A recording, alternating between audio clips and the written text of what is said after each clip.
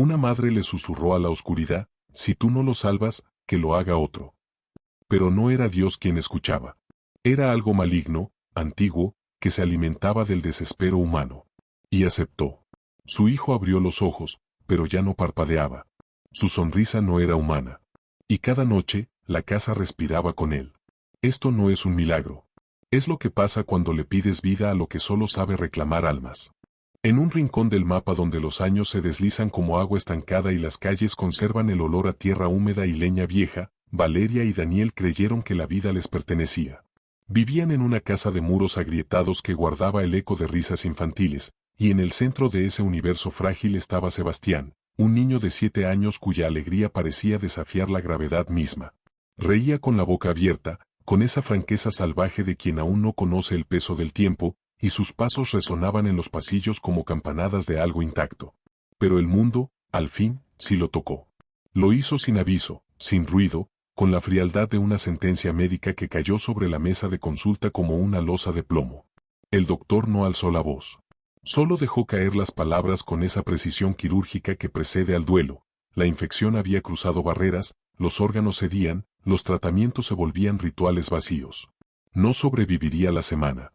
Valeria sostuvo la mano de Daniel bajo la mesa mientras el aire se espesaba, y ambos aprendieron en silencio la geometría del abismo.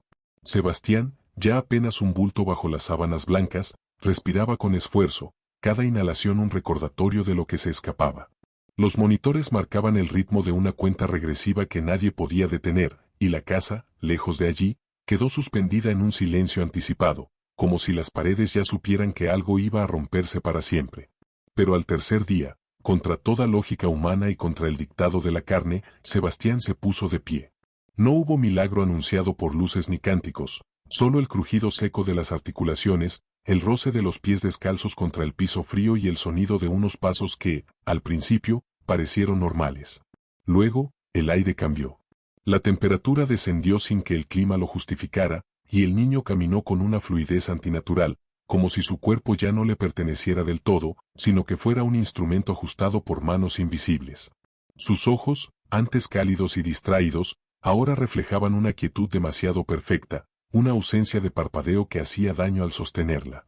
Valeria sintió un escalofrío que no venía del frío, sino del reconocimiento tardío de que lo que había regresado no era solo su hijo. Desde esa noche, la luz de la lámpara del pasillo nunca se apagó. Valeria la dejó encendida como un talismán inútil, convencida de que la oscuridad ya no era ausencia de sol, sino presencia de algo que respira. Dormitaba en intervalos breves, con la espalda pegada a la pared, los oídos tensos ante cada crujido de la casa, cada susurro del viento que rozaba los vidrios. Sebastián seguía allí, sentado en la mesa, comiendo con lentitud metódica, mirando hacia la pared como si escuchara voces que solo él comprendía. Y aunque Valeria se repitiera que era su niño, que la enfermedad lo había dejado atrás, una voz interna, fría y persistente, le susurraba lo contrario: no había sido sanado. Había sido reclamado. Algo, en las grietas de la fiebre y en el umbral de la muerte, lo había visto. Lo había llamado. Y ahora, dormía con los ojos abiertos. Todo comenzó con un calor que no pertenecía al cuerpo de un niño. La fiebre no subió de forma gradual, estalló como una marea oscura que le inundó las sienes y le arrebató el aliento. Valeria le colocó paños húmedos que se secaban al instante, convertidos en vapor antes de tocar la piel, mientras el termómetro marcaba cifras que la lógica rechazaba. No era solo temperatura. Era una presencia térmica, densa, casi consciente, que irradiaba desde el centro de su pequeño pecho como si algo interno estuviera ardiendo para abrirse paso. Daniel medía las horas, contaba los latidos, intentaba anclarse a lo racional, pero la habitación se había convertido en un horno de quietud donde el tiempo se derretía y el niño, cada vez más inmóvil, parecía fundirse con las sábanas. Fue en la tercera noche cuando el silencio se rompió. No con llantos, ni con quejas, sino con voces. Sebastián murmuraba dormido, pero los sonidos que escapaban de sus labios no tenían nada de infantiles. Eran sílabas truncadas, guturales, entrelazadas con ritmos que sonaban a piedra rozando contra piedra, a agua negra cayendo en pozos sin fondo. Valeria se acercó, con el corazón desbocado, esperando reconocer alguna palabra, algún rastro del español que le habían enseñado. No había nada. Solo un idioma antiguo, torcido, que parecía vibrar en las paredes y hacer temblar el cristal de la ventana. Daniel encendió la linterna del teléfono, y la luz reveló que los labios del niño se movían con una precisión mecánica, como si estuviera recitando un decreto o respondiendo a una llamada que solo él podía escuchar. Y lo más aterrador no era lo que decía, sino la calma absoluta con la que lo hacía, como si su mente ya no estuviera allí, sino en un lugar donde esas palabras eran naturales. El deterioro físico fue tan rápido como silencioso. La piel, antes sonrosada y elástica, se volvió de un tono cetrino, casi traslúcido, dejando entrever un mapa de venas oscuras que parecían haberse contraído hacia el centro del cuerpo. Las manos, cuando Valeria las tomaba para frotarlas, eran de hielo, un frío húmedo y pegajoso que se adhería a sus propios dedos como si intentara trepar por ellos. Pero fueron los ojos los que quebraron cualquier esperanza de normalidad. Ya no había pupilas dilatadas por la fiebre, ni ese brillo húmedo de la infancia enferma. Solo quedaban cuencas secas, fijas, con una mirada que atravesaba a Valeria sin verla, como si estuviera enfocada en un punto lejano, en un horizonte que no pertenecía a esa habitación. Parpadeaba cada tanto, pero el movimiento era tardío, calculado, como el de un mecanismo cuyo engranaje se estira demasiado. No era un niño luchando contra la enfermedad. Era un cascarón vaciándose. Los hospitales, con su arsenal de máquinas, batas blancas y protocolos fríos, se rindieron antes que los padres. Le hicieron análisis de sangre, resonancias, cultivos, punciones lumbares. Cada resultado regresaba limpio, impecable, negando lo que los ojos veían. No había patógeno. No había respuesta inmunológica. No había nada.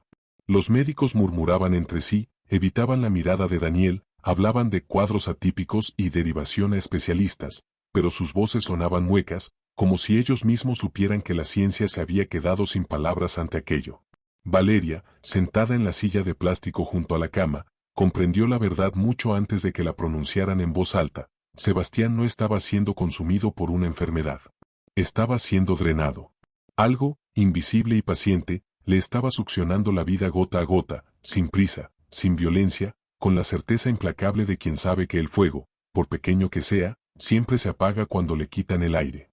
Y mientras los relojes marcaban las horas y los susurros continuaban en la penumbra, la única certeza que quedaba era esa: se estaba apagando. No por falta de medicina, sino porque algo más viejo, más hambriento y más cercano de lo que podían imaginar, ya había reclamado su turno. El especialista llegó bajo una llovizna fina que empapaba el umbral de la casa, trayendo consigo un olor a tierra mojada y antiséptico barato. Su maletín de cuero, rajado en las esquinas y abollado por el uso, parecía cargar el peso de incontables habitaciones iguales a aquella. No saludó con calidez, ni con la falsa esperanza que suelen tejer los médicos cuando la ciencia se agota. Se sentó en la silla de mimbre que crujía bajo su peso, abrió el maletín con movimientos lentos y deliberados, y comenzó a revisar los expedientes. Cada hoja que pasaba era un veredicto silencioso. Sus dedos, marcados por venas azules y temblores casi imperceptibles, se detenían en las gráficas de signos vitales, en los cultivos estériles, en los informes de resonancia que mostraban un cuerpo sin lesiones visibles pero consumiéndose desde dentro. No era lentitud profesional. Era el peso de quien ya conoce el final y solo está cumpliendo un trámite. Evitó mirar a Daniel, que se mantenía rígido junto a la ventana, y mucho menos a Valeria, cuyos ojos lo seguían como un animal herido que aún cree en la clemencia del cazador. Cuando llegó al último informe, el silencio en la habitación se volvió espeso, casi viscoso. El especialista cerró la carpeta con un clic seco que resonó como un disparo en la penumbra. No alzó la vista. No buscó consuelo en sus rostros, ni preparó el discurso que amortiguara el golpe. Solo dejó caer las palabras, planas y definitivas, sobre la mesa de la cocina: no hay cura. Prepárense. No hubo énfasis, ni compasión, ni siquiera la frialdad calculada de un diagnóstico remoto. Fue una constatación seca, como si anunciara la hora de cierre de una tienda. Las palabras no resonaron en el aire, se hundieron directamente en el suelo, en las paredes, en los huesos de Valeria. Sintió como algo interno, una armadura invisible hecha de noches en vela, de fe ingenua, de esperanza obstinada, se fracturó con un crujido íntimo, inaudible pero devastador. No lloró. El llanto requería energía, y a ella solo le quedaba un vacío que se expandió desde el esternón hasta la garganta, comprimiendo el aire, adormeciendo las yemas de los dedos, dejando el cuerpo como un cascarón suspendido entre el presente y un futuro que ya no existía. Daniel fue quien movió la primera ficha del duelo. Recogió los papeles con manos temblorosas, los apiló con una precisión mecánica que delataba el pánico, y los guardó en el maletín sin decir una palabra. El especialista se marchó tan rápido como había llegado, dejando atrás solo el olor a lluvia y la estela de una derrota aceptada. La casa quedó sumida en una quietud antinatural. Incluso el reloj de pared parecía haber detenido su tic-tac, como si el tiempo mismo se negara a avanzar hacia lo inevitable. Esa noche, cuando las sombras engulleron los rincones y la única luz provenía del monitor portátil conectado a la vía de Sebastián, Valeria se arrodilló junto a la cama. El aparato emitía un pitido lento, espaciado, como un corazón que aprende a cansarse. Cada onda en la pantalla era un recordatorio de que la vida se filtraba, gota a gota, por canales que nadie podía cerrar. Se apoyó contra el borde del colchón, sintiendo el frío del metal a través de la sábana, y cerró los ojos. No para descansar, para rendirse. Comenzó a rezar con la urgencia de un náufrago que aferra un madero podrido. Nombres sagrados, plegarias de su infancia, frases latinas que solo recordaba a medias, todo salió atropellado, entrecortado por sollozos secos que no lograban transformarse en llanto. Invocó a la Virgen, a los arcángeles, a los santos mártires, a cualquier fuerza que hubiera escuchado el clamor de una madre. Su voz, al principio clara y temblorosa, fue perdiendo fuerza, volviéndose ronca, luego un susurro áspero, luego solo el movimiento de labios agrietados que repetían sílabas sin sonido. La garganta le ardió, la saliva se volvió espesa, y un regusto metálico le llenó la boca como si las cuerdas vocales estuvieran deshilachándose. Las rodillas, pegadas al piso de madera, comenzaron a doler con un fuego sordo que se extendió por los muslos y la espalda baja, pero no se levantó. El dolor físico era un ancla, una prueba tangible de que aún estaba viva, de que aún podía sufrir por él. Oró hasta que el lenguaje se deshilachó, hasta que la fe se convirtió en un hábito muscular, hasta que solo quedó el eco de un cuerpo que respiraba por inercia, mientras el monitor marcaba un ritmo cada vez más perezoso, como un péndulo que se detiene. Pero el silencio que respondió no fue vacío. Fue denso, pesado, casi sólido. No era la ausencia de sonido, sino la presencia de algo que contenía la respiración del mundo. Las paredes parecieron encogerse. El aire se volvió frío, no por la temperatura, sino por una densidad que oprimía los pulmones y entumecía los dedos. Valeria abrió los ojos lentamente, esperando un milagro, un susurro, una señal, cualquier cosa que justificara el desgarro de su alma. No hubo nada. Solo la oscuridad, quieta, atenta, como un ojo gigante que la observaba desde el techo. Y en ese instante, la comprensión la golpeó con la fuerza de un martillo. No estaba hablando con nadie. O, si alguien escuchaba, ya había tomado una decisión que no incluía la piedad, la misericordia, ni la justicia humana. El silencio no era indiferencia. Era espera. Algo, en las grietas de la desesperación, estaba midiendo el precio de su entrega. Y ella, de rodillas, con la voz rota y el corazón expuesto, acababa de dejar la puerta abierta de par en par. Con los párpados hinchados por las lágrimas secas, la piel tirante como pergamino y el alma convertida en un nudo de cristales rotos que se clavaban con cada respiración, Valeria empujó la puerta del porche y salió a la noche. El clic de la cerradura a sus espaldas sonó como un sello definitivo, separándola del aire viciado de la habitación donde su hijo luchaba por mantener el aliento, y exponiéndola a la vastedad fría del exterior. El aire nocturno le golpeó el rostro, pero no trajo consuelo ni frescura, solo arrastraba el olor a tierra húmeda y hojas podridas, y la inmensidad indiferente de un cielo salpicado de estrellas que brillaban con una precisión cruel, como ojos abiertos que observaban su miseria sin el más mínimo vestigio de compasión. Se dejó caer en el escalón de madera, la tabla crujiendo bajo su peso muerto, y se abrazó las rodillas contra el pecho como si intentara sostener lo que ya se le escapaba entre los dedos. Alzó la vista hacia la negrura, buscando una señal, un rayo, un susurro, cualquier cosa que justificara el sacrificio de sus noches en vela. ¿Por qué no lo salvas?, susurró. La voz se le quebró en la última sílaba, disuelta por una brisa tan débil que apenas movía las ramas muertas del árbol cercano. Ninguna respuesta. No hubo trueno lejano, ni canto de grillos, ni el crujido reconfortante de la casa acomodándose. Solo una quietud hostil, casi calculada, que le recordaba que el universo no se detenía por el dolor de una madre. El mundo seguía girando, las estrellas mantenían su órbita, la tierra respiraba con indiferencia, mientras dentro de esas paredes un niño de 7 años se apagaba como una vela atrapada en un frasco cerrado. Valeria sintió como la fe, ese muro invisible que la había sostenido durante semanas, se desmoronaba no con estrépito, sino con un desgaste lento y corrosivo, como la sal devorando la piedra. La oración se volvió ceniza en su boca. La esperanza, un peso insoportable. Y en ese vacío absoluto, el dolor mutó.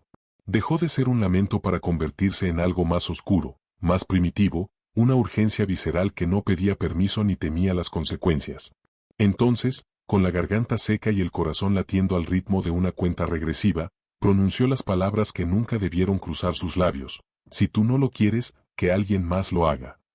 No fue una súplica. No fue un acto de rebeldía. Fue una rendición armada con dientes, una entrega consciente a lo desconocido, un puente tendido sobre el abismo con la carne propia. Las sílabas salieron ásperas, cargadas de un sabor metálico y amargo, y al abandonar su boca parecieron flotar en el aire un instante, suspendidas, antes de ser absorbidas por la noche. No hubo eco. No hubo respuesta inmediata. Pero el cambio fue instantáneo.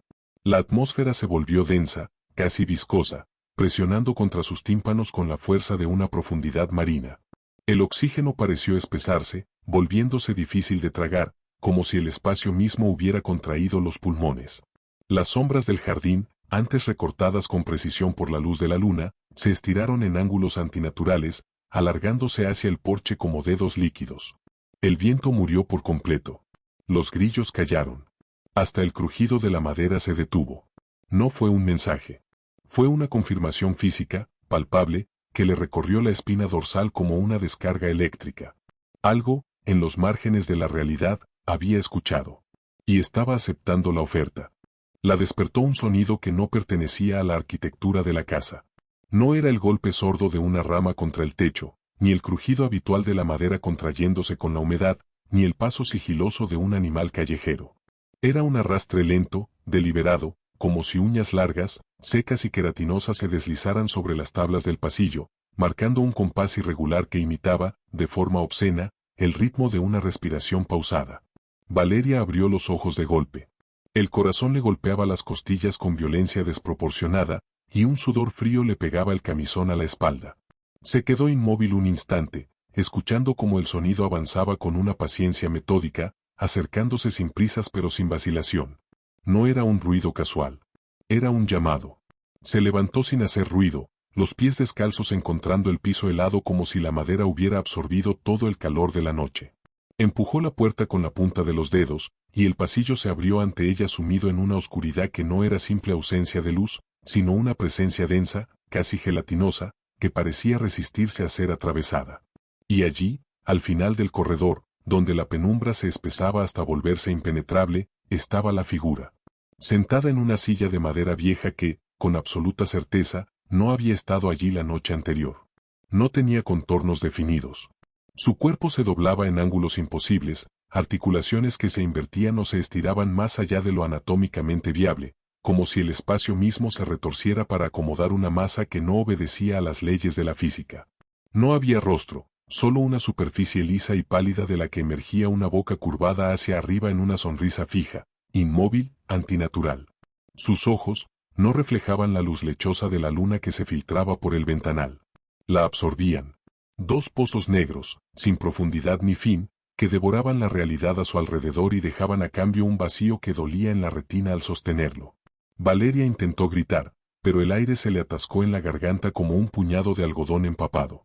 Sus piernas se negaron a obedecer, los músculos tensados hasta el límite, anclados por un terror que no llegó como un relámpago, sino como una marea helada que le subió desde los pies, le congeló las entrañas y le paralizó el diafragma. La entidad no se movió. No respiró. Solo inclinó la cabeza un grado, con una lentitud calculada que pareció estirar el tiempo mismo. Entonces, la voz no resonó en el aire. Brotó directamente dentro de su cráneo, vibrando en los huesos del rostro y la base del cuello, grave, antigua, desprovista de aliento o timbre humano, como si las palabras mismas fueran piedra frotándose contra piedra. «¿Me llamaste?» Ella no respondió. No pudo. Los labios le temblaron, pero ningún sonido escapó. Cerró los ojos un instante, solo un segundo, mientras el pánico amenazaba con desdibujar su conciencia. Y en ese abismo de terror puro, un solo pensamiento la sostuvo como un clavo ardiente en la mente: su hijo. Sebastián. El niño que aún respiraba en la habitación de al lado, cuyo pecho subía y bajaba con un ritmo frágil pero constante. Ese recuerdo, ese vínculo de carne y sangre, fue el único ancla que la mantuvo de pie, evitando que el miedo la arrastrara al suelo, mientras la oscuridad, inmóvil, seguía sonriendo. «Sálvalo», susurró Valeria, y la palabra salió rota, con un regusto a hierro y sal, pero firme como un clavo hundido en madera podrida. La entidad no parpadeó. No respiró. Solo inclinó la cabeza un grado más, un movimiento tan mínimo que pareció alterar la geometría misma del pasillo. Lo hizo con la paciencia de un depredador que evalúa no la carne, sino la voluntad de quien se entrega. Cuando habló, la voz no brotó de la boca inmóvil. Nació de las paredes, del suelo, de los propios huesos de Valeria, vibrando en una frecuencia sorda que erizaba la piel y helaba la médula. «Puedo hacerlo», resonó. «Pero no quieres saber lo que realmente estás pidiendo». El aire se volvió gélido.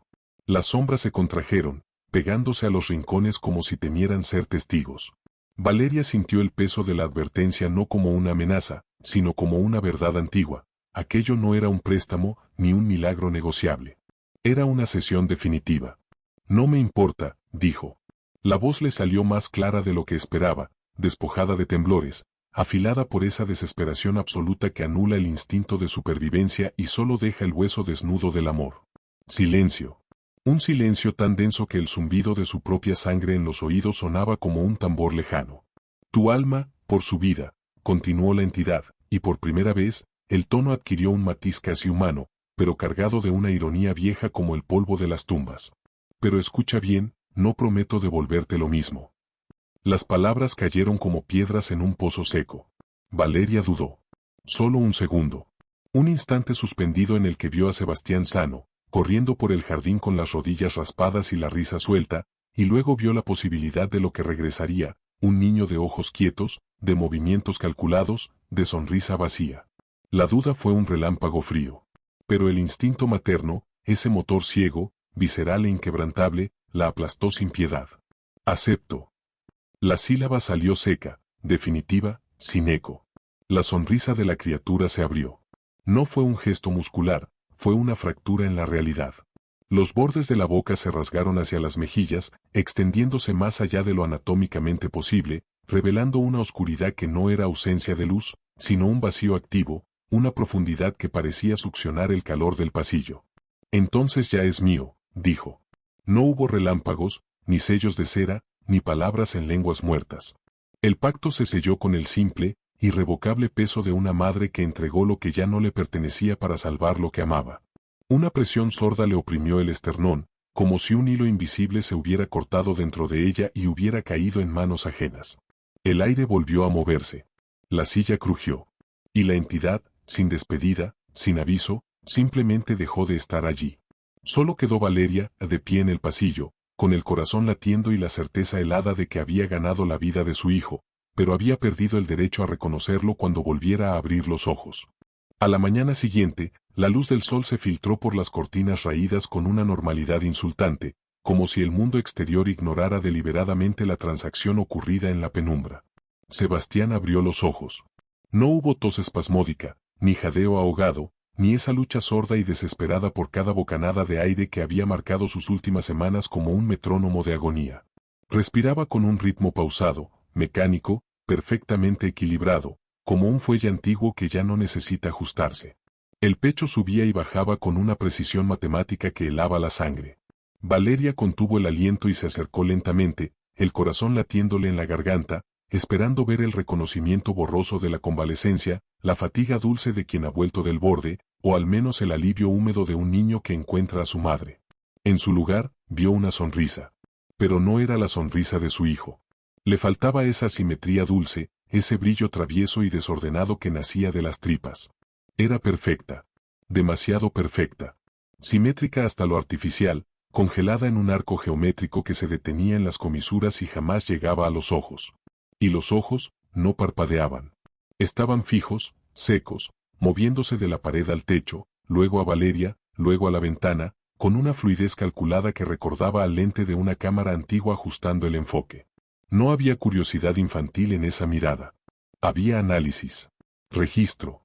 No habló. No pidió agua con voz ronca, no extendió los brazos buscando consuelo, no se quejó del frío que aún persistía en las sábanas. Solo yacía inmóvil, observando.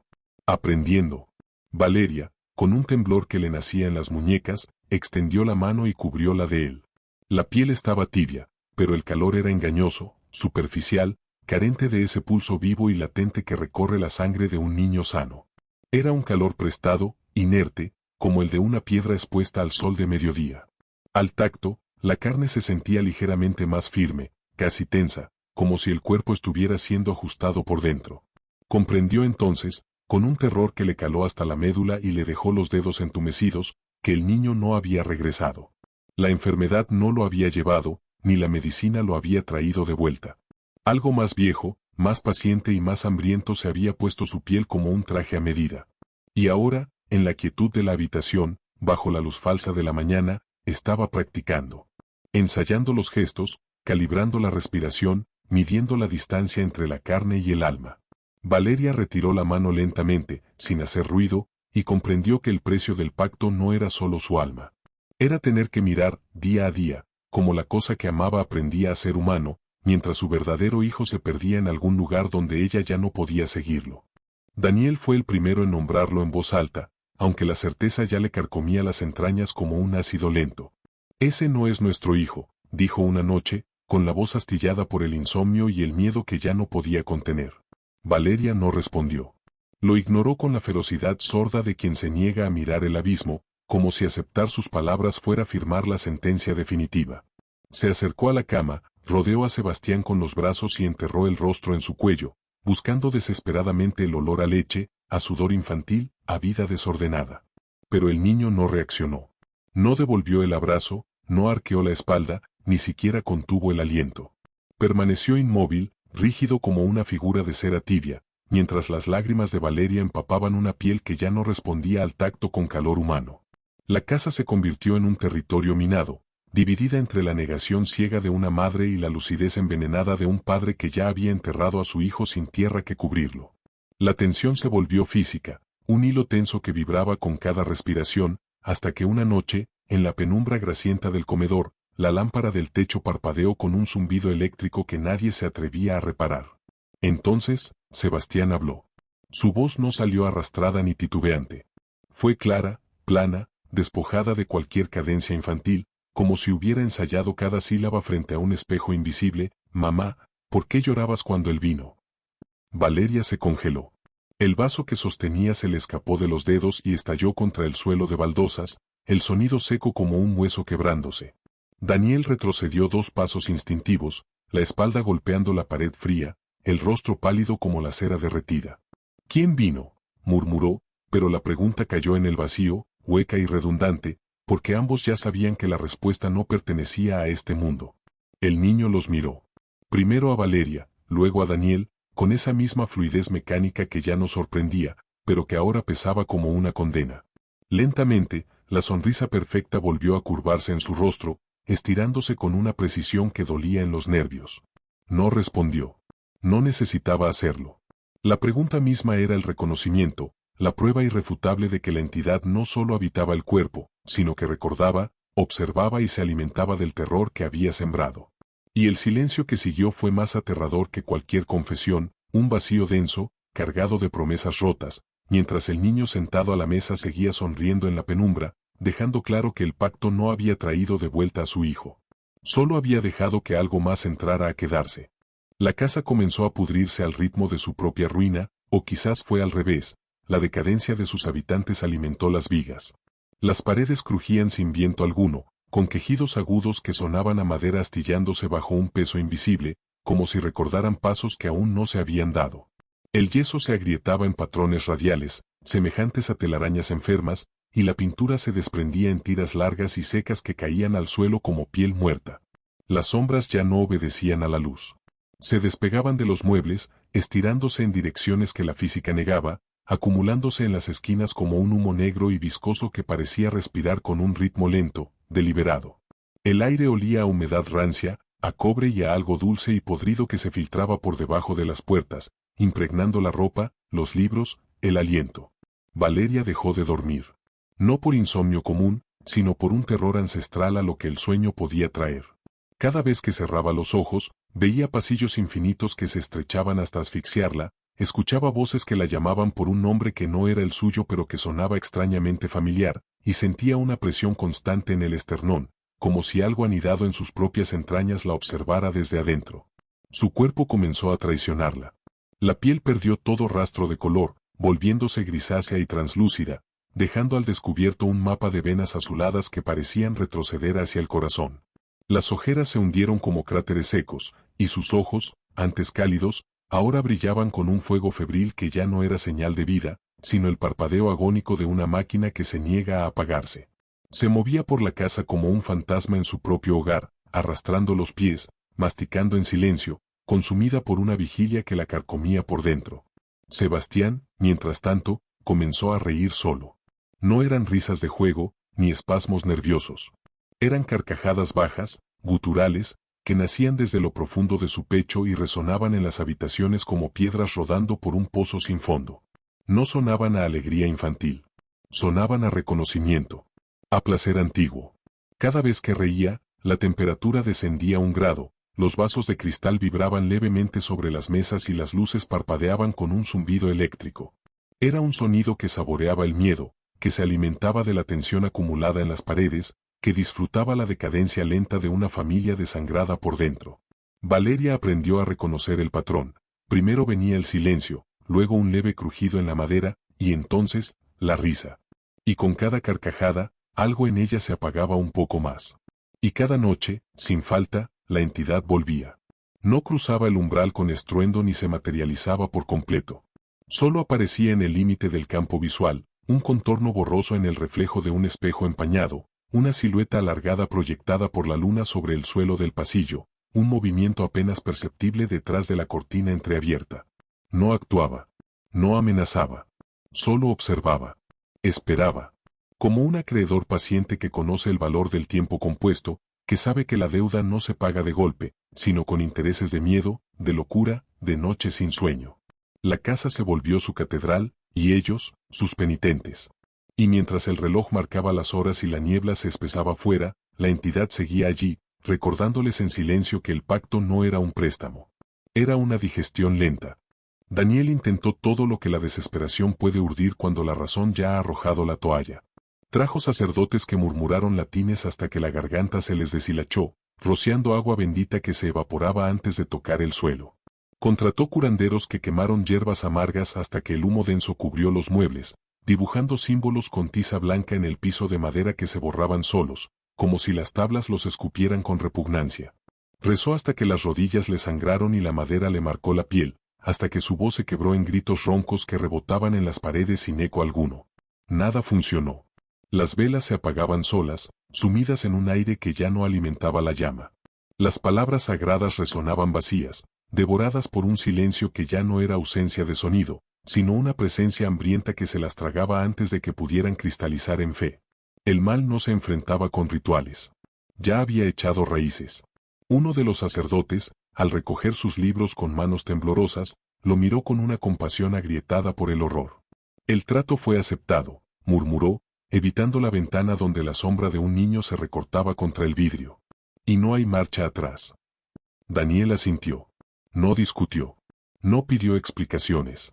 Solo sintió como el último hilo que lo ataba a esa casa se partía sin ruido.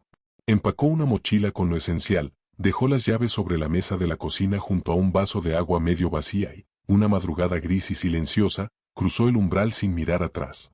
No podía soportar más la visión de su esposa hundiéndose en una locura muda, arrastrando los pies por los pasillos como una sonámbula en su propio entierro.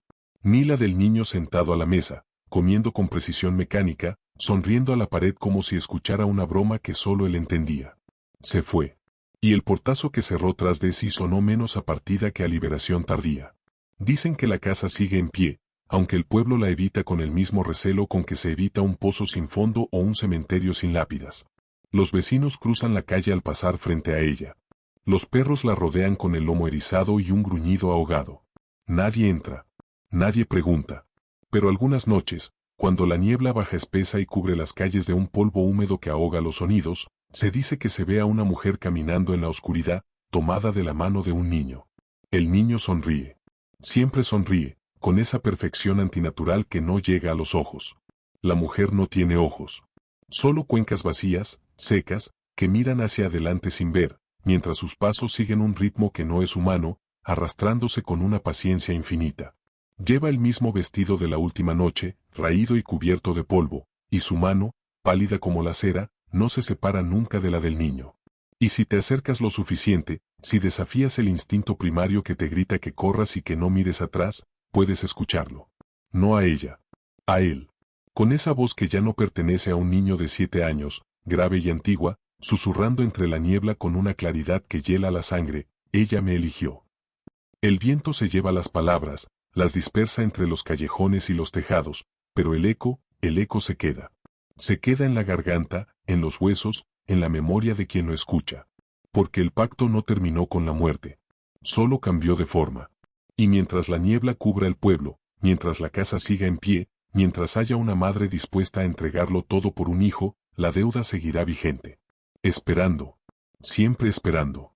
La historia termina, pero el eco no.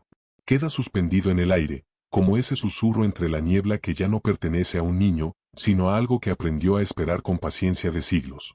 Las puertas que se abren por desesperación nunca se cierran del todo, solo cambian de dueño. Y mientras haya quien escuche en la oscuridad, estas narraciones seguirán respirando. Si esta historia te dejó el pulso acelerado, la nuca fría o esa sensación inexplicable de que algo te observaba desde el rincón más apartado de tu habitación, no es casualidad. El terror no vive en los gritos, sino en lo que callamos al apagar la luz. Y en este canal seguimos reuniendo los fragmentos de lo que acecha cuando nadie mira, tejiendo relatos que no buscan asustar por un momento, sino quedarse contigo mucho después de que termine la reproducción. Si te atreves a acompañarnos en lo que viene, suscríbete y activa la campanita. No para no perderte un video, sino para que la próxima historia te encuentre antes de que anochezca. Déjanos en los comentarios qué parte te heló la sangre o qué sombra crees que quedó sin cerrar. Y recuerda, no todas las puertas deben abrirse, pero algunas ya están abiertas. Gracias por escuchar. Hasta la próxima oscuridad.